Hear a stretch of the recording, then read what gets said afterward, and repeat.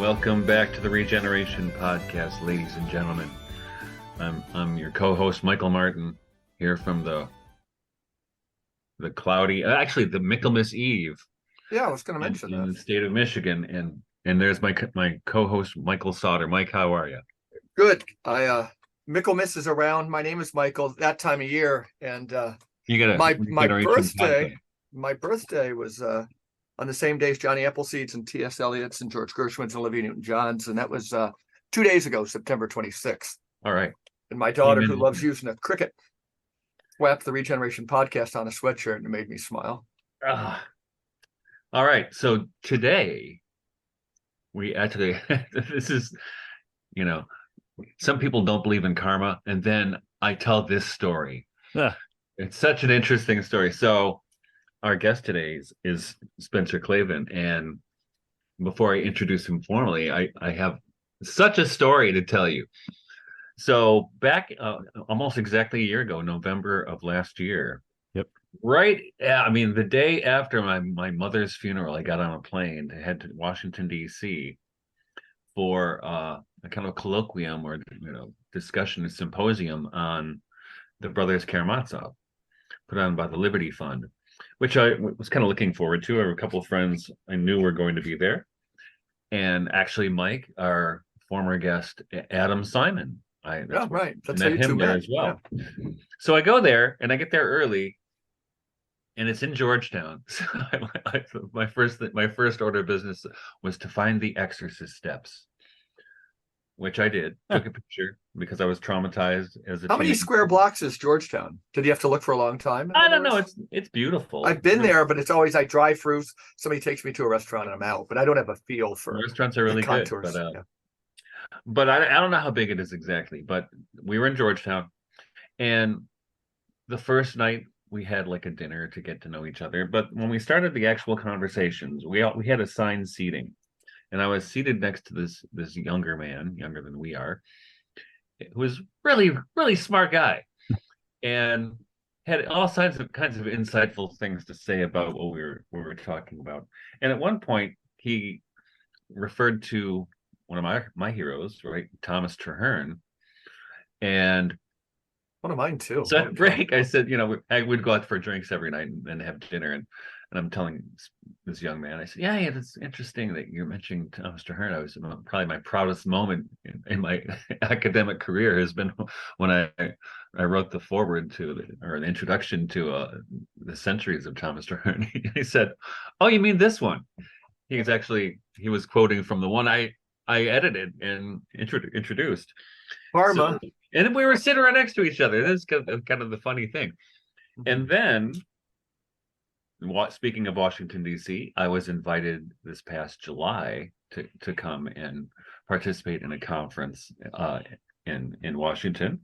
And I was one of the speakers. And guess who one of the other speakers was? The same guy, I'm guessing. That's right. Raising my hand. The same guy. This guy sounds great. I don't know who you're talking about, Mike, but it sounds like a lovely guy. Yeah. That guy. I don't know. I mean, what it is that, I feel like God threw us together for some reason, Spencer. Brother, I feel the same way. I mean, the most uncanny aspect of that experience for me is we had that exchange downstairs after in the conference room. And then we all kind of went our separate ways for a break. And I, as I typically do, have a bad habit of scrolling on Twitter. So I was scrolling on Twitter and kind of chatting with people. And I was having this really interesting exchange. And then I was like, oh, it's you. I'm talking to you. I've just left being with you in person. And now I suddenly realize that you are, in fact, Sophiologist. And at Sophiologist. And no, I mean, there is something about that book in particular. I have this joke that God prepares my reading lists. Mm-hmm. And by that, I just mean that the stuff you happen upon turns out not to really be stuff that you're happening upon. One interjection, Soloviev has as a line in one of his Visions of Sophia, a line that says, Sophia, chose my every book. Wow. She chose, it's beautiful, right? I've told my wife that's my epitaph. It's terrific. It's like placed golden thread for books. Yes, that's exactly right. And I have certainly found that to be true. In fact, I was just at the Landmark Booksellers the other day, which is this beautiful bookshop in Franklin, Tennessee. And I kept walking by this book and thinking that's not something I would ever read. But it just kept catching my eye. It's called The Three Body Problem. It's this Chinese science fiction novel. So I pick it up, and lo and behold, the first chapter is about exactly what I'm currently writing about. And so, I mean, that sort of stuff just happens all the time. And Traherne was one of those books that just felt particularly kind of luminous. The only time I've had that experience quite so strongly was when I found Owen Barfield's Poetic Diction by chasing down a citation in C.S. Lewis. And so for that book then to be the one that was edited by the guy I was sitting next to, and I think it might have been you who brought him up first, Michael, actually, and then we kind of went back and forth a little bit, and it's these things, once you start to look at them, you kind of can't look away. It becomes impossible to ignore. True. And we keep being brought together. So Yeah. It's like natural Exactly. that you should come on the program. We Now, haven't done a show on Barfield. Like, we got to take a note. We haven't done a full one, which is crazy. Oh, Yeah, it's so probably mental 'cause note. it's so obvious, right? Maybe we'll have Spencer on again. If you do, I mean, I would love to come back if you do. There's a want to, guy, yeah. Jason Peters from Front Porch Republic. Yeah. He did his PhD on Barfield. Right. Yeah, he's so damn funny. And also, when we get back to the introduction, Yeah, sorry about that. Oh, right. Sorry. now Spencer is a scholar. He's also a singer. He was. Now you got your doctorate from Yale, is that correct? Actually, the PhD is from Oxford. I was at an undergrad at Yale. Yeah. Your undergrad was from Yale. Yeah. Where you were in the noted singing group, the Whiffenpoofs, correct?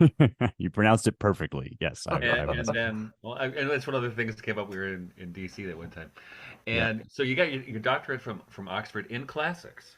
That's right. And what did you write your dissertation on? Yeah. Ancient Greek music was my subject, Right. and I was particularly intrigued by the philosophy of semiotics at the time. So it was the semiotics of ancient Greek music, but kind of branched out and also into performance theory and reconstruction and how much we can know about how everything sounded. So, and what's interesting about that is because now Spencer's most recent book is How to Save the West. And I have to assume that Spencer's love for the classics has something to do with it, and I share that love, though I'm not as expert in it as Spencer is. And in fact, you'll like this story. So we homeschooled our kids with a kind of Waldorf classical high school curriculum. The elementary curriculum was definitely a great blend. But my youngest daughter just started college this semester as an art major, and when she was texting me when she first said, "I'm really nervous about this philosophy class, Dad. I really don't know what to do. I'm kind of scared. The guy's scaring me." And then all of a sudden she gets into it, and I'm getting texts from her all the time, and she texted me yesterday. Why is philosophy so cool? And I said, because you're asking the right questions. But what I also notice is that having taught in higher education for, almost 25 years now, the life questions are obvious by their absence in most of higher education these days. And this is, if you read the introduction and you just get in the beginning of Spencer's book, How to Save the West, this is exactly where Spencer's going. And so, Spencer, what caused you to write this book, first of all? Yeah, well, there's maybe a bridge that I can draw from the kind of squirrely academic writing Greek music to the person with enough kind of chutzpah and perhaps foolhardiness to write a book titled How to Save the West. And that is that, I adored my time as a graduate student. I have nothing but good things to say about the particular path that I took and the people that helped me along the way. But I also encountered exactly what you're describing, Michael, this feeling that somehow we were dealing with secondary questions almost all the time as professional academics or professional academics in training. It was like we were talking about how to paint the house, but we hadn't talked about the scaffolding or the structure, and those primary questions have kind of become unfashionable to ask or talk about, in part, I think, because there's this sense that, well, they've already been talked to death and you have to find some niche where you can make your mark. And so you just take it as read that everybody has already said everything that can be said about meaning and truth and beauty.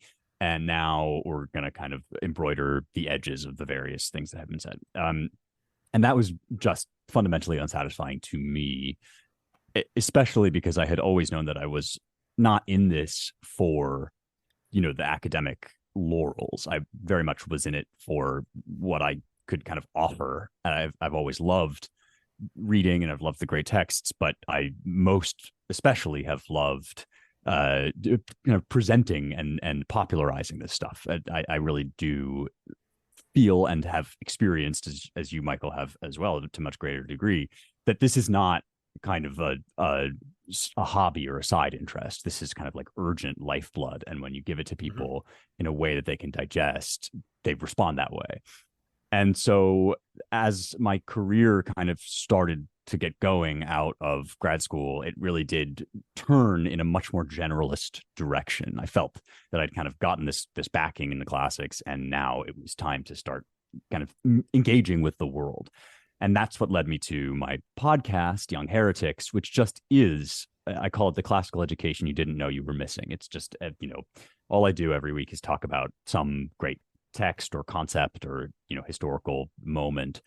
And there is this enormous hunger that I met through that, just kind of thinking that I was going to be talking to nobody and finding that there are all these people out there, just really enriched by that.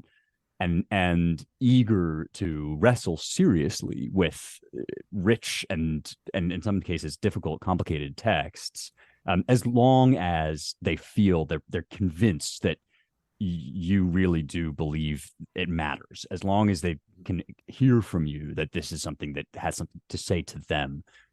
They genuinely do respond, and this was a great joy to me. And it's out of that sense of need that I wrote the book. It really is kind of just a introduction in the most kind of direct and urgent way I knew how to kind of say, okay, here are 5 major areas where things seem to be falling apart. What's under the surface? What are the major first order questions that we are struggling with or failing to struggle with that have brought us to this point? And what are the resources that are on offer to us from a tradition that maybe goes deeper than like Last Night on the Daily Show? And so that's what the book's about.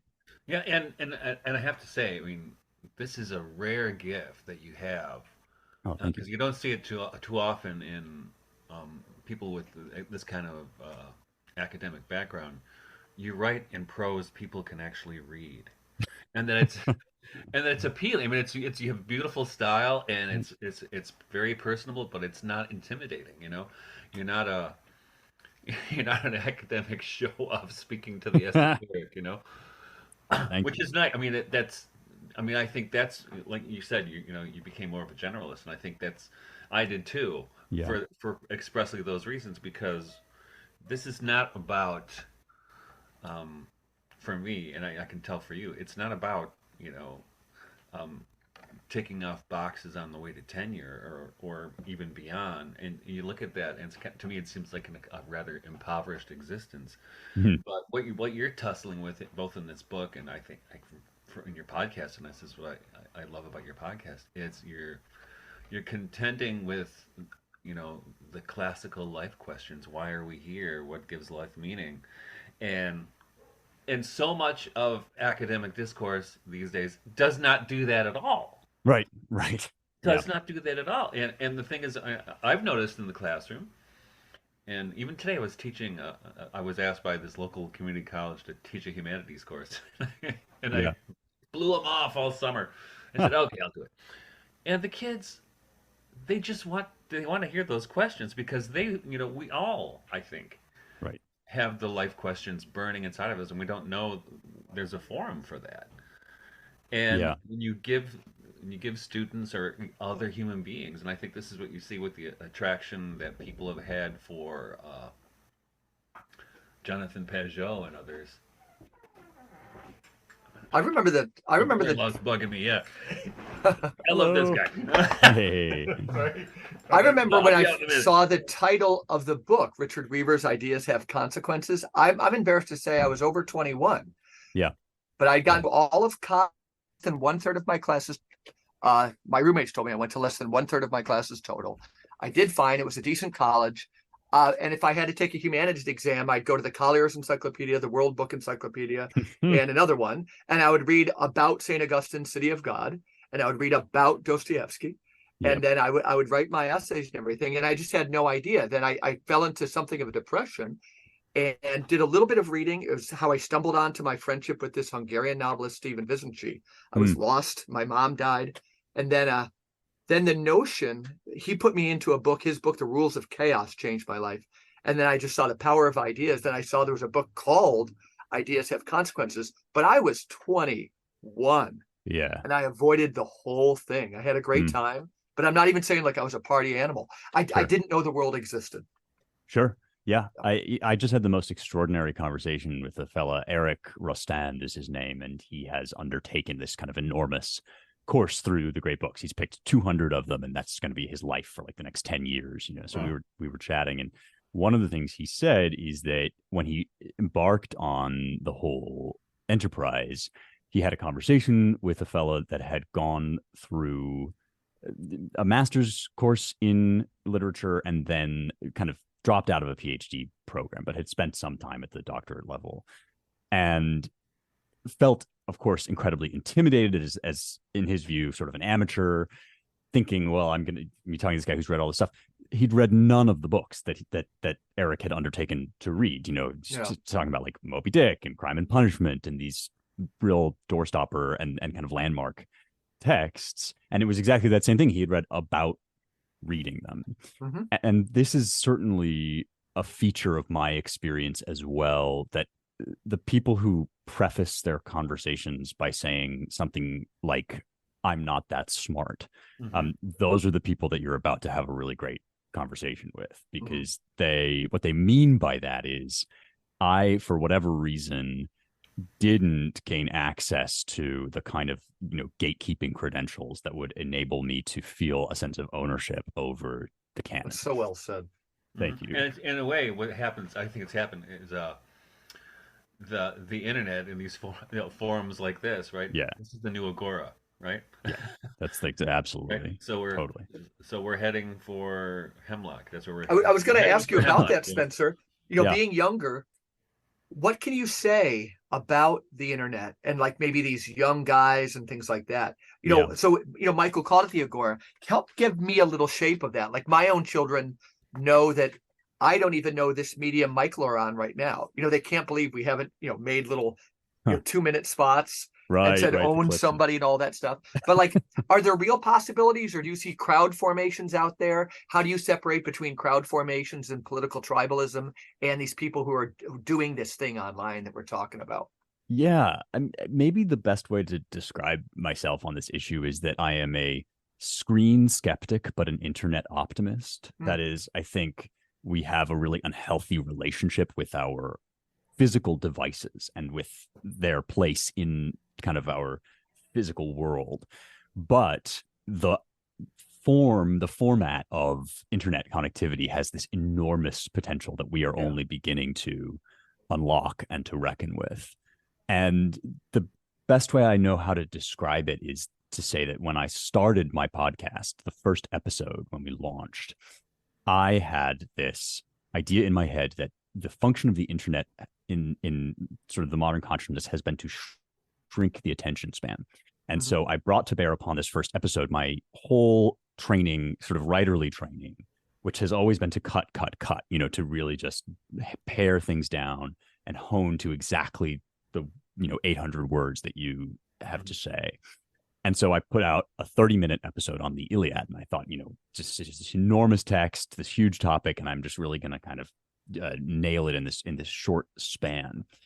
And the first thing that everybody said, got a very positive reaction, but the only criticism people had was say more, talk longer, ramble, like go down these rabbit holes that you are mentioning you're not going down. Because I would say things like there's this whole, scholarly discourse that we don't want to get into, and people are like, no, get into it. Wow. That's a Yeah. fascinating story. Really, really, really. Yeah. And even just the other day, I wrote a little newsletter in which I sort of jokingly said, don't even get me started about the Ur-3 dynasty of ancient Mesopotamia, but maybe kind of do get me started about it. And immediately somebody wrote back like, I want to get you started about that. Like, please say more.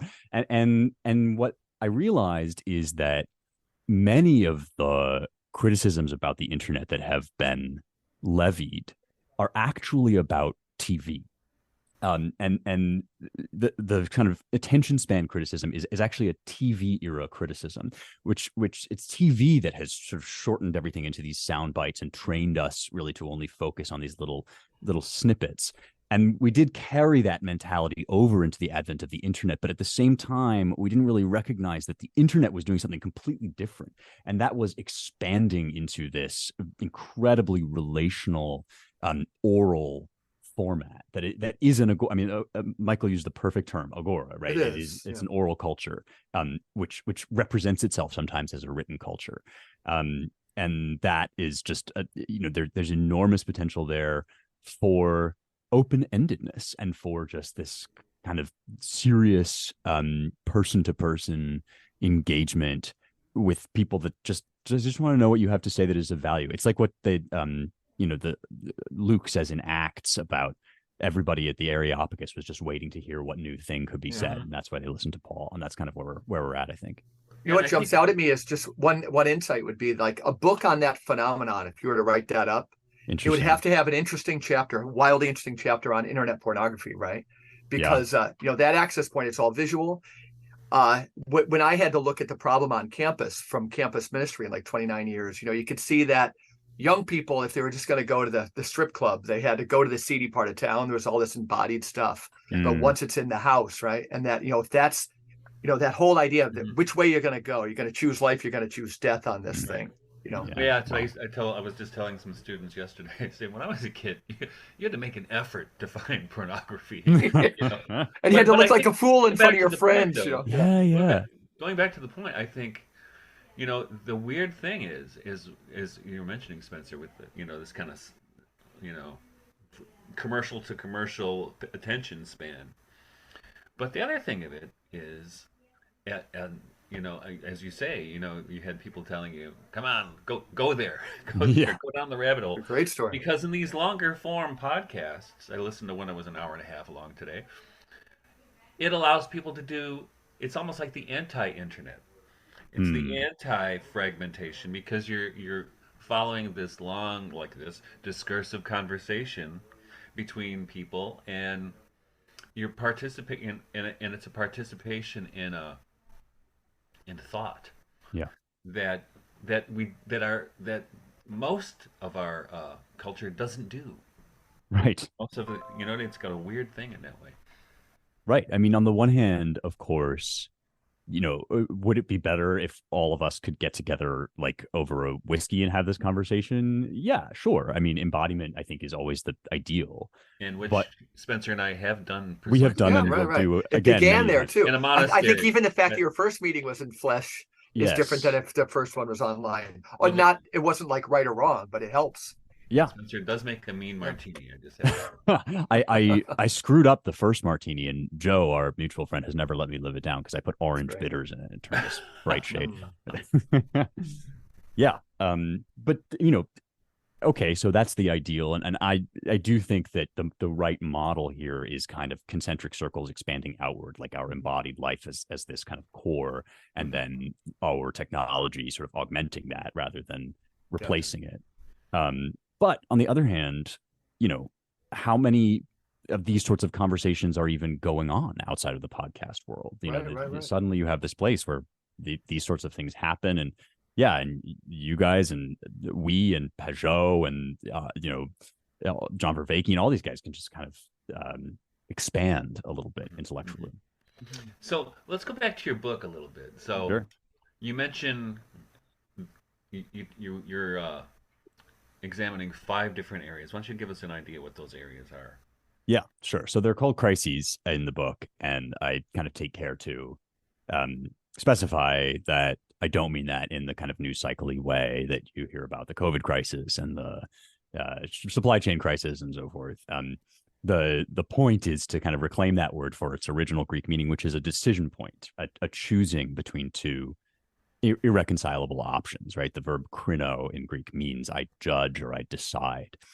And kind of the governing thought of the book is that underneath many seemingly disparate news stories, internet phenomena, trends, and so forth, there are actually first order questions at stake that the internet has forced us to reconsider. And they are the ones that we've just been talking about. What's my place in the universe?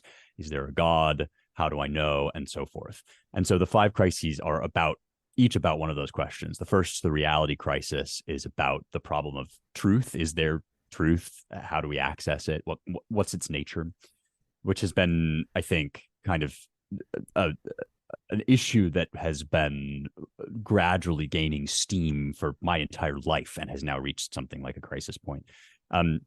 Then sort of related to this, like, what is the nature of our embodied selves? Why are we the way we are? And that's the body crisis, which you see now in this, both in the kind of transgender phenomenon, but also in its, next gen analog, which is the transhumanist situation. And of course, nobody writes with greater, perspicacity about this than you, Michael. There is just, a deep underlying horror of the human body, which is at once quite ancient and also kind of unrealized and new in incipient in our culture. So that's what that section is about, the body crisis.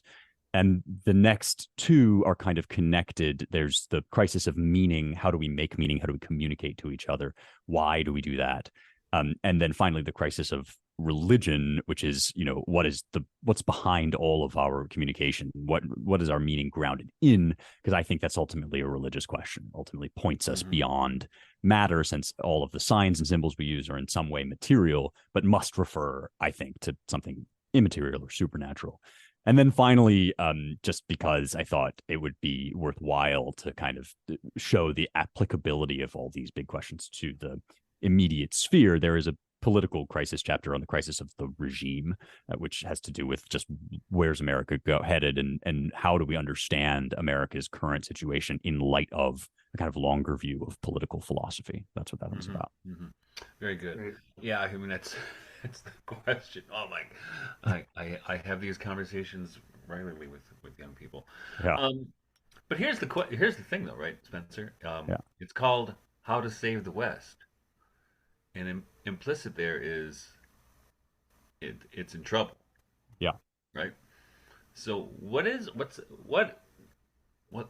gone wrong in your estimation that it needs saving? Yeah, I mean, there's kind of two ways of looking at this question. One is that the West is perennially on the verge of collapse, and that this is actually part of its nature. And I think there's a lot of truth to this, that in fact, one of the hallmarks of Western thought is Renaissance, rebirth, and of course, resurrection. And so you see often moments of technological crisis. Take, for instance, the printing press, at which point many of the kind of settled assumptions of a previously prosperous age start to break down and collapse, and these big kind of first order questions come to the fore again. I think of the Protestant Reformation as one such moment when it seemed as if we had kind of settled on some things about where divine truth comes from and how we know it and so forth, and yet suddenly there was kind of more to know. So on the one hand, you can say, well, this is always happening, but I do make the case in the book and believe still that we are at one of those particularly acute moments of crisis. And my sort of suspicion about why this happens or why it's happening now is that the truths that the Western canon and the Western tradition are designed to deliver are ultimately transcendent truths, eternal truths, divine truths. And as such, there actually is no permanent human or physical clothing that we can offer them except ourselves, except the tradition and the communication of wisdom from generation to generation. Um, and and if we attempt to kind of nail down a set of rules or laws or even artistic images that you know will stand for all time without our ever having to get beneath the skin and reconsider them, then we are engaged in what the Christian tradition identifies as idolatry. Like that's why that's kind of the core sin, is because we are, as fleshly beings living in time, always tempted to do that. And I think we, Great use of have idolatry. thanks. Yeah. No, I mean, I think that this is, we mentioned Barfield, perhaps his greatest book is Saving the Appearances, Yeah. right? Which is a study in idolatry. And it's from him in large part that I kind of draw my understanding of that word.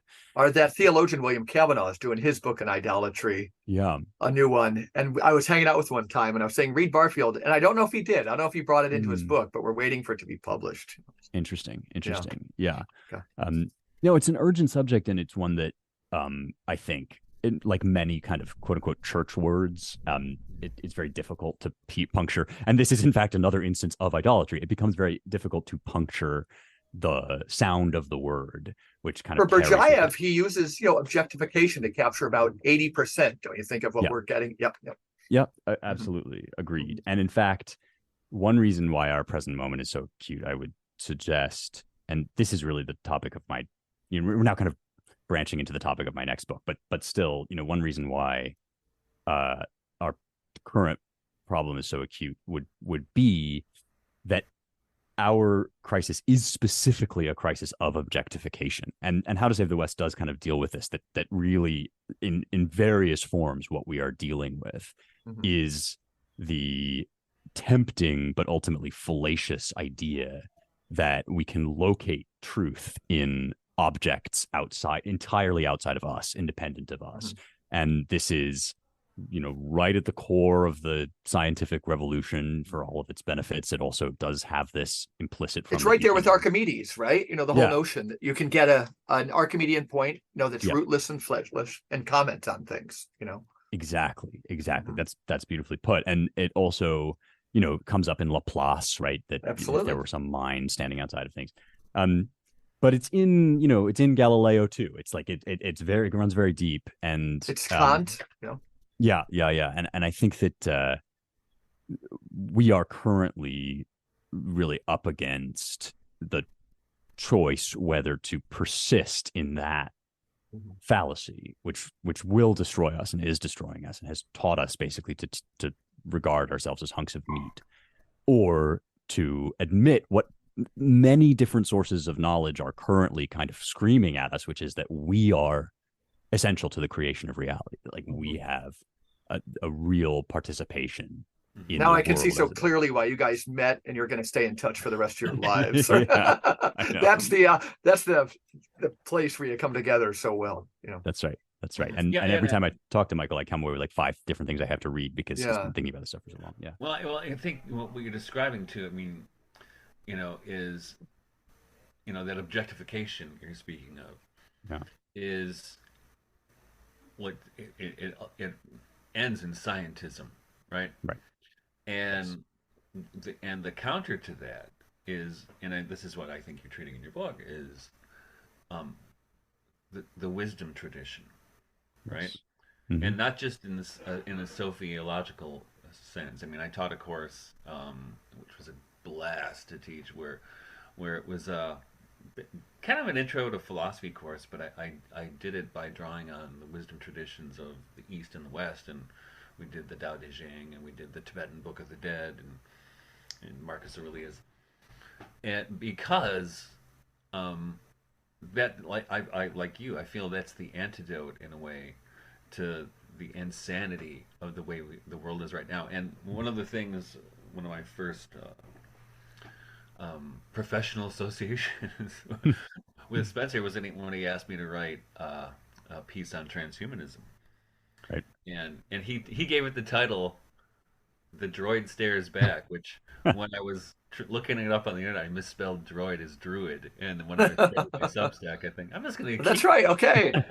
That's I didn't great. That's know great. that. No, I saw that. And I thought that you had already landed on that title, and I was like, wow, we were totally on the same wavelength. Yeah, okay, great. we were vibing so bad. Yeah, Was my We were meta vibing. that was my map of misreading. Yeah, Don't you think, misspelling. Spencer, too, that the subjectification piece, idolatry, Barfield, but also the William Blake's 4 levels of awareness from generation to Ulro to generation to Beulah to Eden. It's all about, and this again dovetails where I'm sure you've seen in Michael's work, just the raising our levels of perception. Yeah. Yes, another just truly bonkers series of coincidences that emerged out of the last time Michael and I were together was that a mutual friend of one of the participants at that conference was Glenn Williamson, who listens to the podcast and has been in touch with me for a long time. But at that conference, unrelated to all of this, over our third or fourth whiskey or so, I said to Michael, like, I need to start to read Rudolf Steiner. Who do I read? And I get home and I get an email from Glenn that's about my latest podcast episode that says, you really, I've been holding back because I didn't want to like impose, but you really just are sounding like you need to read Rudolf Steiner. And can I send you to a Rudolf Steiner wild book? Yeah. So I said, yeah, Glenn, I guess you can. Like, and so so I've been sort of finally, and of course, that's wild. It's insane. And of course, but tell us a little bit about like is somebody like entering? You're going to help so many of our listeners. Like, oh yeah, how did you enter? How is it working for you? What seems batshit crazy? Yeah. So I will back up and say that I kind of dipped my toe or like saw the threshold up ahead when I started reading Barfield, because Barfield's a big Steiner. It's a great case guy. Yeah. And I actually discovered fairly recently that Barfield wrote dialogues, between Worlds Apart and I just finished Unancestral Voice again 2 days ago. It's an amazing book. That book, think of our policing question we're having now. It's treated in the book. Yes. Yes. With clarity. It is. And actually, I find his dialogues perhaps clearer. I think his prose is helped by the dialogue form in some way. And so both of those books were really meaningful to me. And in Worlds Apart, you probably remember, they start to kind of edge up on the Steiner stuff. And Barfield very winningly has one of the characters say like, oh, this is your crazy Steiner guy. Like, there's like some acknowledgement that all of this is a bit out there. And I admit that has been my sort of hang up or hesitation. And I'm not exactly sure why it is that there's that aura around him. But, it took me sort of getting to know Barfield more to sort of feel that I wanted that route in. And then maybe because I had all of this Sturm und Drang around him, I was quite surprised at how sort of lucid and straightforward it all. I mean, I started with Philosophy of Freedom. Oh yeah. And it was when he started talking about thoughts emerging from things like flowers out of seeds that I sort of was like, all right, well, I guess I'm sold. Because that's just to me such a clear and perspicuous and simple way of getting across exactly what we're all kind of trying to say. This is almost like risking your reputation when you talk about this stuff and you have a big right. Even like these 5 minutes, it's so hot to touch for so many people.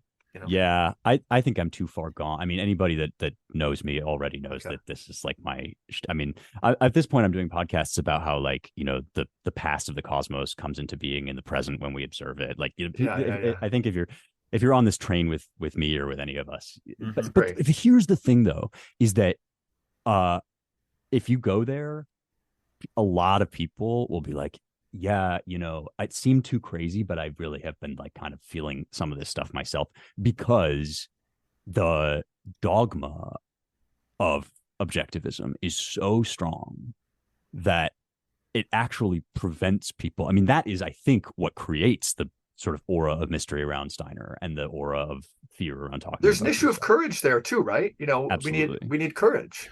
Yes. And Michael, you see this throughout the university, but this fear and this courage, that's why people can't do it. Oh, that's, I They're mean, so worried yeah. about looking like a lunatic. Academia is it's a herd mentality, Yeah. right? It was, but the thing is, I mean, but I found this because, and I think my career, even as a Waldorf teacher, well, long ago, 30 years ago, at first I tried to be like a real Waldorf teacher by the book, Mm. and after a couple years of that, I was like, okay, this sucks. I'm either going to teach like I want to teach, or and lose my job, or I'll go work at the post office. I don't care. And and that was transformative because all of a sudden I became a really good teacher, and then became a master teacher almost right away. And but the same thing with teaching in college. You or the university. I by that point I was already trained out of that idea to try to do it like everybody else and just try to you know and this is what you tell people, right? If you're going to teach, if you're not interested and enthusiastic, nobody else will be, Hmm. right? You won't be filled with the God. Yeah. You won't have any enthusiasm. Hmm. And that's what ignites students. In fact, so yesterday, one course, I was teaching. I'm teaching them about how to write a review essay, and I used David Bentley Hart's review essay of *The Secret Commonwealth* Hmm. by Robert Kirk, the one about fairies. Yeah. So it gets into a discussion about whether or not we can fairies exist, and they're looking at me for a second. They're like, "Is this really happening in college?" Yeah. And I said, "Well," and I said, "How many?" I asked them, who, the show of hands, who believe it's possible, who didn't think it was possible. They're like, "I'm just not raising my hand." I've always enjoyed the moments where I've got 4 kids. They all went to college around the same time, where they would come back, and I don't know if they were drunk, high, or both, but they just go like, "Dad, my friends and I were kind of looking at your writings, and they're like, you're Well, really weird, man." and that's Yeah, I guess. what I was going to say is then what happens is, and this I'm sure Spencer gets this all the time. You get people who kind of come to you after class or Yeah. via Yeah. email and say, "You know what? I'm so glad you're talking about this stuff because Yeah. nobody wants to talk about it, but I've been feeling this is a thing, and I need to pursue this." And they're Yeah. looking for a community. Yeah. I sort of think what it is. So I have this pet theory that the Middle Ages are to us what classical antiquity was to the first generation of the Renaissance, like the Petrarchs of the world. Okay. Which is to say that for Petrarch and many of his sort of intellectual heirs, for Dante or so forth, the classical world represented this enormous alternative outlook on life, the universe, and everything that had been sort of thrown out with the bathwater, that it had certain problems which the church undertook Brilliant. to solve by simply sweeping it away. And you know who actually says this outright is Giorgio Vasari in his history of art. He says the church it was keen first and foremost to eradicate pagan error from the world.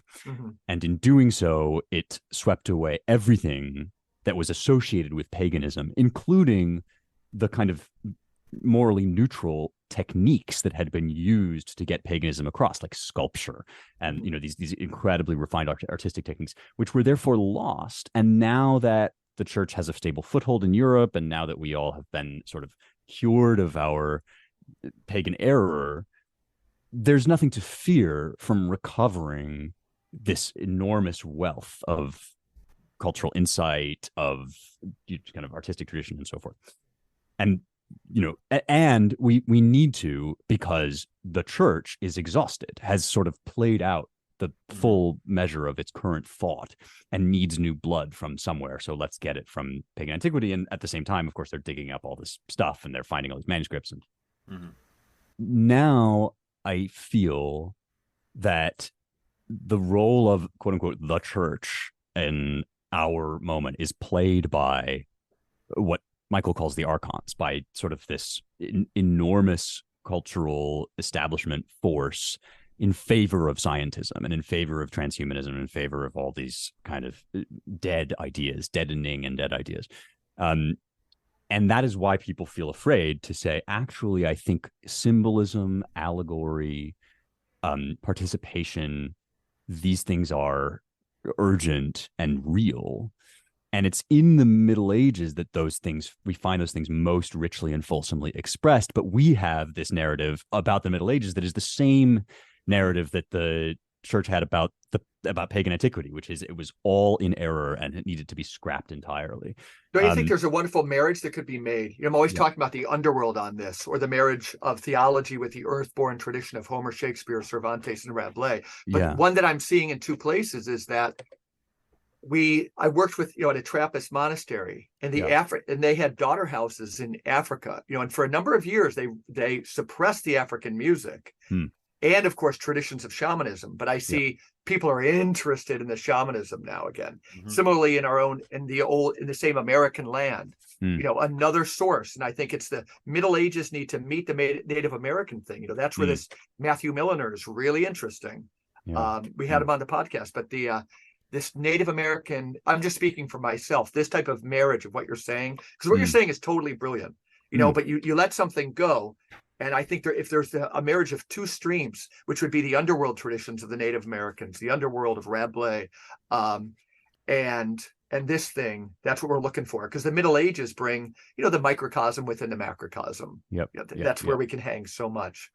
That's just me kind of extemporizing. I mean, you make me think of, I'm just a sort of incorrigible C.S. Lewis stan, and so I'm constantly bringing him up, but he does get this really beautifully vis-a-vis the pagan gods, the Greek gods. In his space trilogy, there are a lot of really suggestive passages in which basically the kind of implication is that pagan mythology was in fact in error as the church taught, but it was an error of kind of misapprehension rather than total fiction or fabrication, that there were forces in the cosmos that were stronger than us.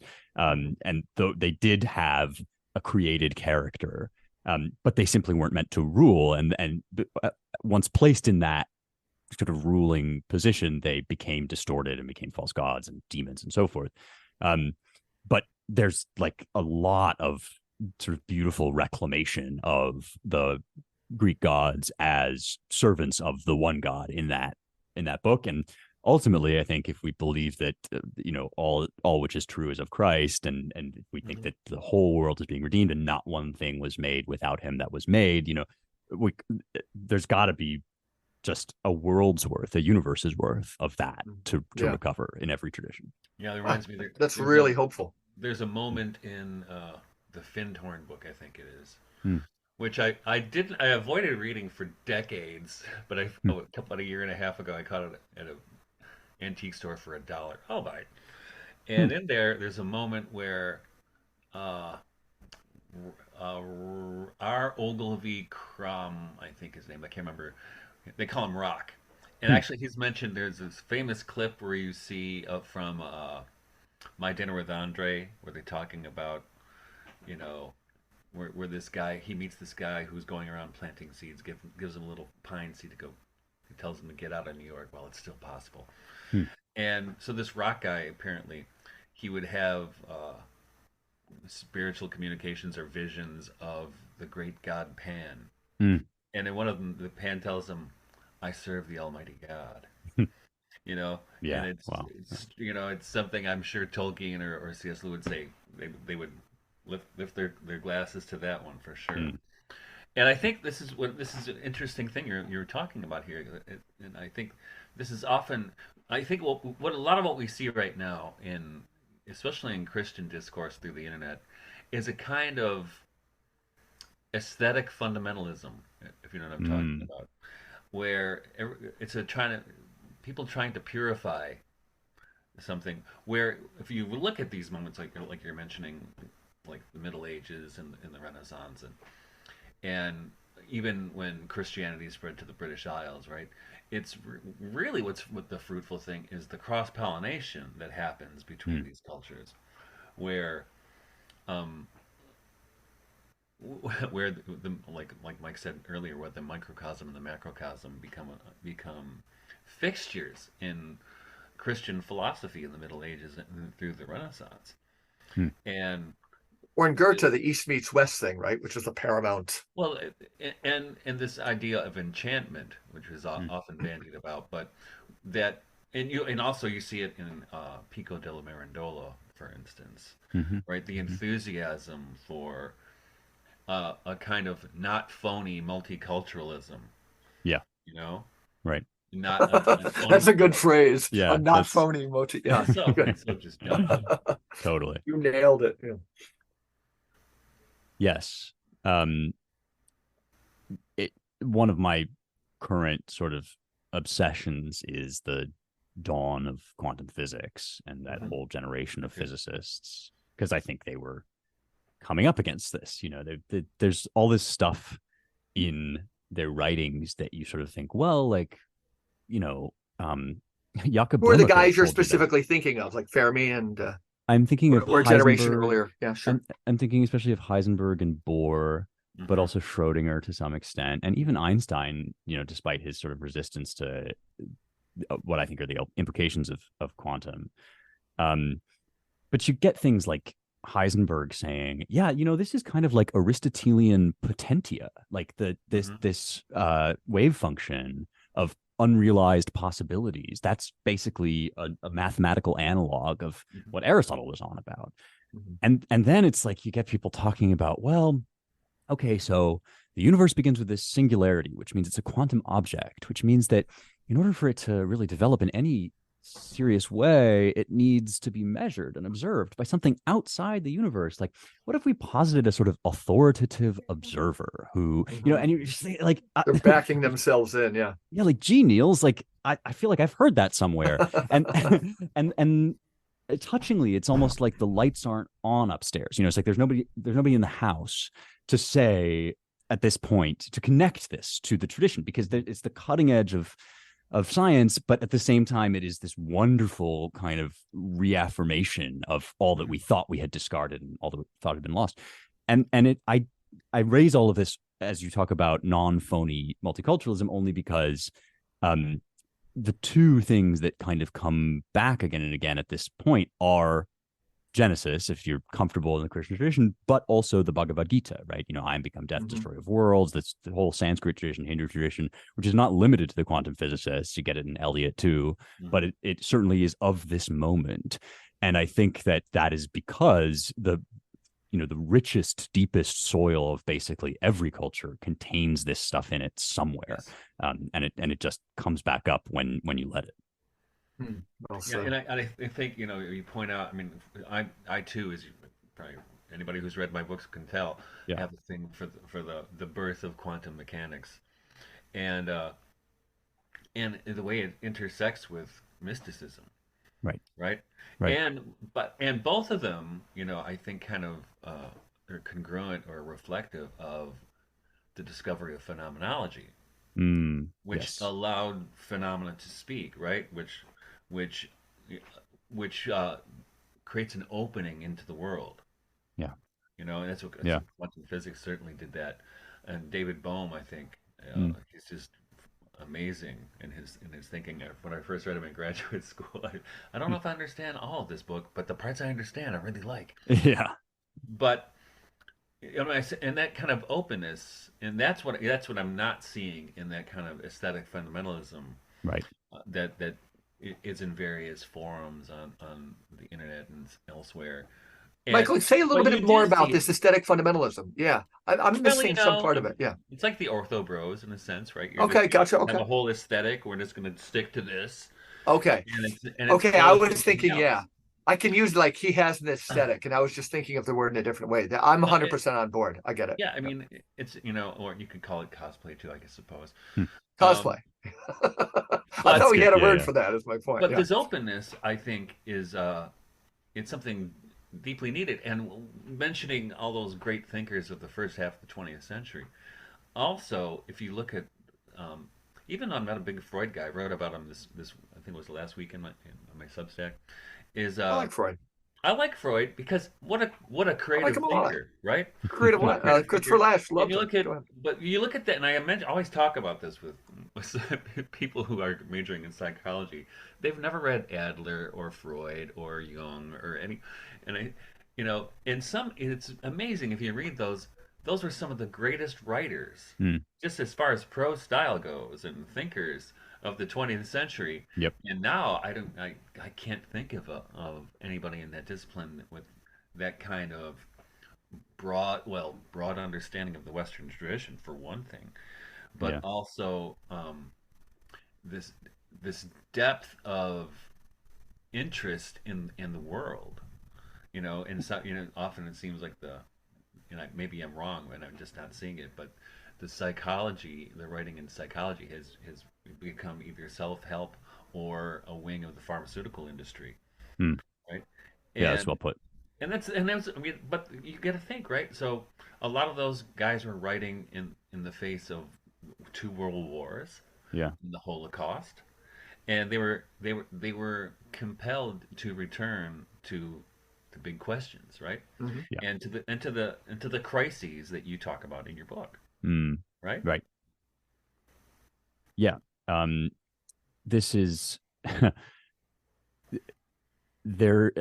I suspect, Michael, that the people who are engaging with these sorts of things at the kind of broad generalist level that you're talking about just wouldn't count as official psychiatrists, Hmm. or wouldn't count as kind of at the top of their field, because the field has become so inherently hostile to, certainly to generalism, but also I think to the soul. I mean, it's Yeah. kind of the singular irony that the Hmm. discipline that is literally named the study of the soul has become the one that I is guess like I hadn't thought of most that so clearly. Right. Right. the study of the Yeah. soul and the healing of the soul, right? Yeah. Yeah. Psychiatry. and Hmm. and these are the two disciplines that in some ways most represent kind of the annihilation of the soul. Hmm. Hmm. And so now you get, I think, these really fascinating people, many of whom we've already mentioned, the Vervekis, the Pageaus of the world, who are genuinely venturing out back into this sea, of kind of like integrated human knowledge. And each of us has our imperfections, of course, and our limitations, but at least we're sort of thinking about human beings as whole persons. Hmm. Um, and yeah, I think there is a real hostility to that, in addition to how difficult it is. I mean, first and foremost, it's just hard to like write clearly and think deeply and widely and all of that. But secondarily, there is an actual like sanction on it among academics whose Yeah. favorite pastime is to complain that nobody reads their work and then nitpick anybody whose work is read for its kind of generalisms and inconsistencies, right? I mean, that is Yeah. like Yeah. the Yeah. sort of, yeah. So, I mean, Resentment. Right. Yeah. yes. So I always turn back to Coleridge, right? And Coleridge said, a man who shows me defects in a work of literature is not telling He me didn't make his to works figure it easy out. to read, though. Yeah, Yeah. but what he said, his answer was that, but somebody who shows me the glories in a piece of literature, Yeah. they're Mm, doing me a favor, Yeah. right? right. And then we don't, and that's not an attitude present in academic culture as it is right now, which Mm, is why you see people like Peugeot or Vervaeke, even though mm. Vervaeke does have an actual job, Yeah, yeah, yeah, going rogue, right? yeah. They're taking their show on the road because academia is too much of a cage and Yeah. it's too limiting. And so that's what and in fact we've had quite a few people on the program, thinking of Arthur Versluis and I can't remember who else we came about, Arthur for sure, Mm, talking about you know well, can't remember. Well, anyway, that with the humanities cratering in academia, yeah. you know, in a way, you can say that this kind of podcast format answers at least some part of that need for people who are interested in the big questions that the humanities have traditionally treated Right. to go. But I think it also probably be almost like the school that Thoreau and Emerson, the kind of Hmm. Can you say a little bit more about mushrooming that? That's really schools they interesting. had outside of the mainstream, Yeah. the Yeah. Transcendentalists. Yeah. Yeah. The epigraph of my book is this passage, which, again, to speak now for the third time of of Sophia choosing every book you read, Mhm. at a moment of real kind of personal uncertainty, right near the end of my PhD, as I was confronting precisely the move that I ended up making, I found myself in the basement of Canterbury Cathedral and stopped upon a pedestal which had a Bible open to the wisdom of Ben Sirach. Hmm. I had either never read or I guess read it the one time I read the Apocrypha through and through, which was in high school. And it was open to chapter 22. Oh boy, No. it was open to chapter 40, but Oh, I want okay. to hear about chapter 22 That's a lot of because Sophia stuff, right? oh yes, yes, Yeah. yes, right. Yes. Well, this one is less perhaps sophiological in a direct sense, but chapter 40 is how different is the one who ponders the law of the Most High. Mm. He seeks out the wisdom of the ancients, and studies the words of the book, and then it just breaks off, and the next line is, "Listen to me, you holy children. I am like the moon. I have grown full. Hear my Wow. words and put forth your blossoms like a flower by a running stream." And what more It's perfect? all there. Yeah. It's the perfect depiction of the scholar, of the role of the scholar, and it couldn't be further from sort of the academia that we know and that we're talking about. But it is happening. It's just happening as in some ways it always has. It's happening under the radar. I mean, you got to remember they did kill Socrates, right? Like this is not a favorable endeavor for the world, capital W, most of the That's right. time. This is. Mm. That's right. This is not a Dale Where Carnegie. else do you see sign of hope? And again, I don't want to cast myself as a traditional like old geezer or something, but like in the you're mentioning Pajot and Vervaeke and Yeah. where can you say a little bit something of the lay of the land where you see like even more interesting thoughts? So when we were talking about the basic format and the internet versus screens and so forth, it was even when the Jordan Peterson phenomenon first came out, Yeah. it was often mentioned that this 3 hour long form conversation is about the length of time of the Lincoln Douglas debates, right? And Mm, that the medium is the message. Something wild is going on. yeah. Are you seeing really neat evolutions of things? You know, Definitely. And I would say actually that not to indulge in cliche, but like age ain't nothing but a number in this okay, respect. yeah, That there's a just as criticisms of like the boomers are really more mhm, criticisms of the boomer spirit, of a certain right, attitude that clusters within an age group, but isn't limited to that mhm, age group. Um, Similarly, many of the guys that I would think of, in fact, there are quite a few elder statesmen among the kind of urgent crowd right now, in part because one of the things we're missing is mentorship, right? One of the mhm. things that's really needed is generational continuity, manly connection from one generation to another, all of that stuff which Peterson provides. Another name that comes to mind is Ian McGilchrist, Of just these course, yeah, enormous tomes yeah. of detailed scholarship, He comes neuroscience. alive when he's asked a good question. You can watch a lot of Absolutely. interviews Yeah. where people haven't read the book and they don't get it. Then all Yeah. of a sudden, somebody who's kind of engaged, he Yeah. becomes a completely different man. Yeah. Yeah. Yeah. And that's, I mean, and his book is another, or the Matter with Things is another book that you just open it and you're like, oh, I thought I was on my own. I'm obviously not. There's Mhm. obviously somebody that is at a very high level engaging with this stuff and writing about it and plunking for it, putting himself on the line. So, the reason that I embarked on my whole like cockamamie theory about the Middle Ages and the Renaissance is that feels to me like an underground society. That feels like this once you perform the secret handshake, as Michael and I did, over Traherne, and as like in some ways as we are doing in this conversation, like then you're off to the races. Then it's just like, okay, we can begin. And I have those sorts of conversations all the time, and they do make me very hopeful, but they do not make me sort of an optimist about the things that people typically tend to ask about, which is like what's going to happen in the next presidential election, right. What's going to happen with COVID totalitarianism, what's that going to morph into. Like, I tend to be pretty jaundiced about a lot of that stuff, and that's why my book is called How to Save the West, not How to Save America, because I actually don't think it's in your power to like save that stuff. I think it may be saved. You should hope for it, pray for it, work for it. We will all be like royally screwed if things go south in that domain, but that's ultimately not the flame that we are passing down. It's even bigger than that. It's like a source of even of America. And so if this thing goes into the catacombs, it'll go into the catacombs, but it won't die. I'm very confident of that. On that, I am a total optimist. Wow, such an As happened with the Irish monks, right? When how the Irish saved civilization, and they actually did. And God bless them for it. Yeah, they preserved all that stuff, all that when it was gone from the rest of culture in the West. So they preserved it. Okay. Well, it's probably a good place for us to wrap up. So, Spencer, where can people find you?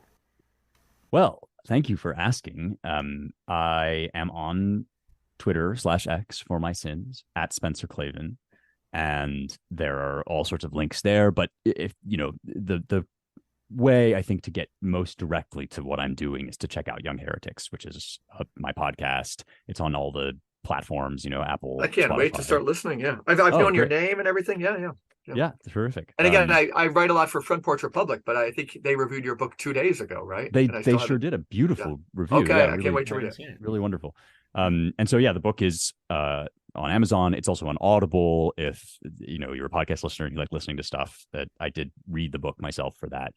And I think that's it. Oh, and I should mention the Claremont Review of Books, which is where I'm very grateful to be employed. Yeah, I'm an associate editor there, and I think it's one of the better publications on the right. Some of the best stuff out there.